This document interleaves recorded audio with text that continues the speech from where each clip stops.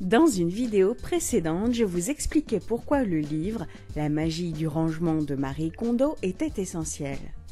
Au-delà d'une méthode d'organisation, Marie Kondo nous propose de clarifier notre vision des objets matériels qui nous entourent. Voici les 3 principes essentiels qu'il faut retenir de la méthode KonMari.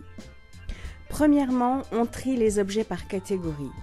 Pour se séparer sereinement des objets qui nous encombrent, Marie Kondo nous invite à poser tous nos objets par catégorie, livres, vêtements, chaussures, etc.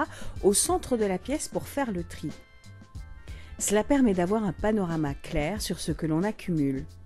Ai-je besoin de 5 tubes d'aspirine, 8 paires de chaussons, etc. J'y vois un autre avantage, celui de la comparaison.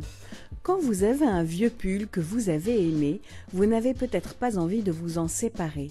Mais quand il se retrouve à côté d'un pull plus neuf, on voit ses bouloches, sa forme perdue, ses taches cachées. Bref, il ne supporte plus la comparaison et cela nous permet de nous en séparer sans regret.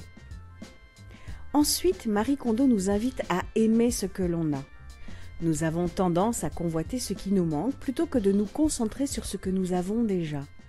Une course folle à l'achat s'engage puisque le mieux nous ne l'avons pas encore. Avoir peu d'objets mais que l'on apprécie est là le secret du bonheur. Marie Kondo nous invite aussi à un rituel, une conversation avec l'objet.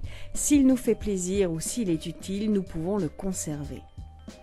Enfin, la partie la plus essentielle que je retiens de la méthode KonMari est de conférer notre énergie aux objets en les utilisant ou en les touchant. Cet aspect tient en 2 pages sur tout le livre, mais à mon sens, il est le plus important. Chaque objet a une énergie propre, comme nous. Reprendre contact avec ces objets, replier ses vêtements en passant la main pour marquer les plis, sortir les vêtements du placard pour les regarder à la lumière du soleil, tout cela participe à un échange d'énergie entre les objets et nous. C'est en cela que le rangement peut transformer radicalement votre vie.